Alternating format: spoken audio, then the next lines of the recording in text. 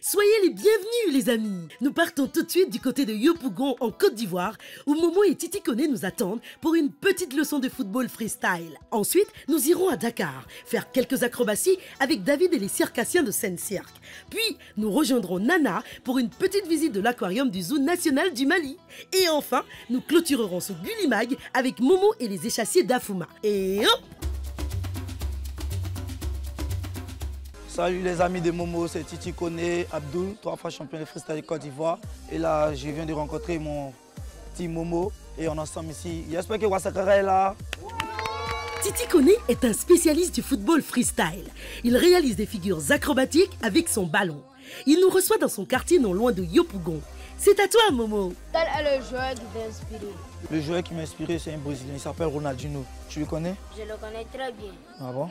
Bon, Ronaldinho, je partais regarder beaucoup ses vidéos dans des cyber pour pouvoir améliorer ma technique parce que c'est un joueur qui fait plaisir sur le terrain, il n'a pas peur, il dribble tout le monde, il est toujours souriant sur le terrain et tout. Voilà pourquoi. Qu'est-ce que tu nous proposes ici dans ton quartier? Aujourd'hui à Ouassakara, je vais te montrer quelle est la puissance de Ouassakara avec tout ce monde-là. On va te montrer le show et comment tu seras content. Tu vas partir avec de beaux souvenirs. Et là maintenant, je vais m'échanger et puis on passe à l'action. Ok? Alors. Et c'est parti pour une petite leçon de freestyle.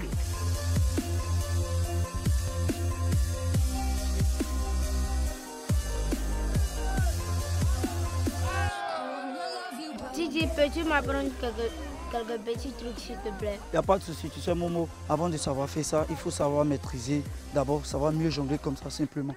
Tu vois?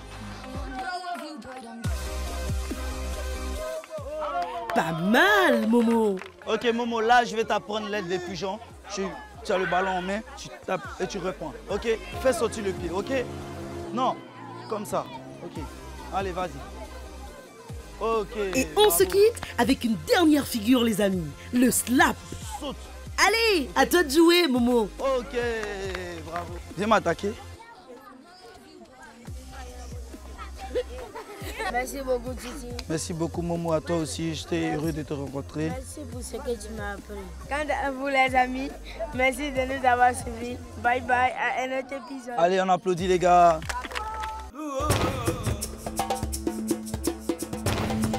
Bonjour les amis, je suis au Seine-Cirque et aujourd'hui, devinez quoi? Je vais faire du cirque. Aujourd'hui, David va tester les différentes pratiques artistiques du cirque. La danse, le jonglage, le trapèze et bien sûr les acrobaties. On commence illico avec l'atelier danse. À Seine-Cirque, c'est moi qui fais la danse. Je me charge de la chorégraphie des enfants pendant les stages et pendant les cours. Allez, c'est à ton tour, David. Waouh, t'as le rythme dans la peau, dis donc. Et maintenant, direction l'atelier de gymnastique. Mais en quoi consiste cet atelier? Ça consiste à faire des figures de gymnastique artistique et acrobatique au sol. Après les gymnastes, allons jeter un œil du côté des jongleurs. On est deux encadreurs pour le jonglage. On enseigne balles, diabolo, massue, tous les objets qu'on manipule et avec les mains et avec les pieds. Et enfin, l'atelier le plus difficile, le trapèze. Waouh David, quelle souplesse! Et comme David est très doué, il a même réussi un salto avant pendant l'atelier trampoline. Alors, qu'est-ce qui vous a plu les amis? Le diabolo, les lancers, le trampoline, le trapèze et la poutre. J'ai surtout aimé le tissu parce que je trouve qu'il y a beaucoup de grâce dedans et j'aime beaucoup la grâce.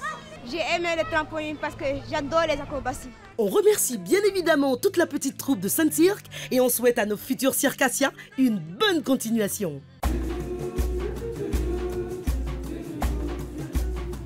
Bonjour les amis, aujourd'hui on va faire une petite visite de l'aquarium. Bonjour Bina. Ah, bonjour Nana, sois la bienvenue, c'est parti. Suivons Nana et Bina. Ils vont nous faire découvrir les poissons de l'aquarium du zoo de Bamako. Les poissons que nous avons ici, c'est majoritairement des poissons qu'on trouve dans les fleuves africains. Par exemple, lui, c'est le silure, le Claria senegalensis. Donc, c'est lui qui, vous voyez, il ne bouge pas beaucoup parce qu'on est en journée. C'est un poisson nocturne. La nuit, il bouge beaucoup et la journée, c'est un peu le repos, quoi. Donc on va continuer la visite. Tu vois Nana, ces poissons qu'on appelle les barbies, donc ils sont herbivores. Il s'agit ici des poissons qui mangent des plantes. Après le barbu herbivore, nous allons faire la connaissance d'un poisson très spécial. Nana, ici nous avons un poisson carnivore qu'on appelle le poisson couteau. Regardez la forme, ça ressemble au couteau. Donc chaque poisson a sa particularité. Alors Bina, qu'est-ce qu'il a de spécial celui-là? Nana, nous sommes chez les poissons électriques qu'on appelle le Malapterurus electricus. C'est un poisson très très méchant parce que là, il a une décharge entre 100 volts et 350 volts. Pourquoi il émet des décharges? Ah, ça c'est une très bonne question. Le poisson électrique émet des décharges pour se défendre, pour chasser et pour communiquer. Waouh, il communique bizarrement ce poisson-chat. Bon, pendant la visite, Bina nous a également appris qu'il y avait des poissons amphibiens. C'est quoi un poisson amphibien? Un poisson amphibien, c'est un poisson qui vit dans l'eau, qui vit ici, sur le sol. Eh oui les amis, les poissons ont encore plein de secrets à nous révéler. Ok, Nana, c'est la fin de la visite. Qu'est-ce que tu as pu retenir comme poisson, le nom de poisson? Moi, j'ai pu retenir le poisson-chat, Oui. le poisson électrique Oui. et le poisson-couteau. Bravo. Au revoir. Bye bye. Au revoir, les amis. Merci à toute l'équipe de l'aquarium de nous avoir ouvert leurs portes. Est-ce que vous êtes prêts pour le spectacle? Là, ils sont prêts. Lors du dernier Massa, Momo a rencontré les échassiers d'Afuma. Et devinez quoi? Ils ont pris le temps de lui expliquer les secrets de cet art ancestral. Salut les gars. Salut. D'où vient Afuma? Ouais, Afuma vient du Togo. Mais quel est ton rôle d'Afuma? Moi, je suis échassier. Qui t'a appris à monter sur les échasses? C'est affaire de famille. Et c'est nos grands-parents qui nous ont appris à fabriquer aussi. C'est ça qui s'appelle échasse. Tu mets ton pied, là, tu vois le voilà, il y a ses pose-pieds.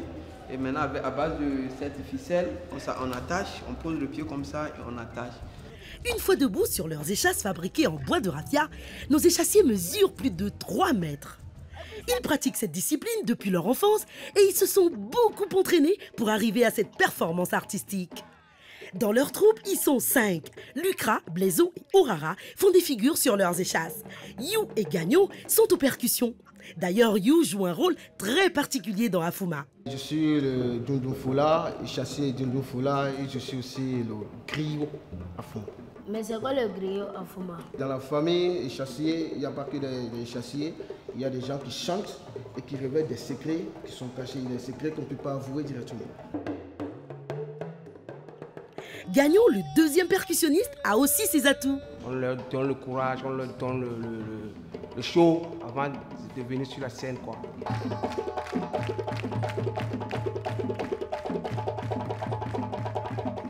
Waouh, vous êtes vraiment impressionnants les gars. Mais c'est quoi votre secret? Si on arrive à faire des figures un peu incroyables, je vais dire, c'est parce qu'on est en harmonie, on vit ensemble, on est en union. Et pour nous, les chats, c'est une histoire de famille. Bon, alors Momo, as-tu aimé le spectacle? C'était vraiment génial. Merci beaucoup au groupe Afuma et bye bye, à la prochaine. Salut. Merci à toute l'équipe d'Afuma pour cet accueil chaleureux et la joie de vivre qu'ils nous ont transmis. On leur souhaite bonne chance pour la suite. Quant à nous les amis, de nombreuses surprises vous attendent encore dans les numéros à venir. Alors restez avec nous les loulous. Bye bye.